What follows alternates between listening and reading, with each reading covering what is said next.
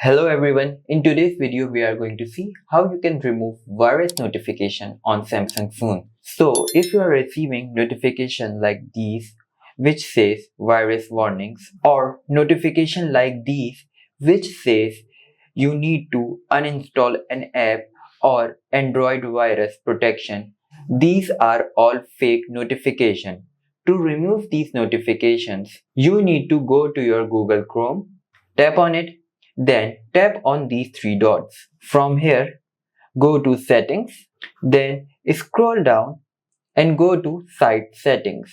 From here, scroll down and here you will see pop-ups and redirect and go to pop-ups and redirects.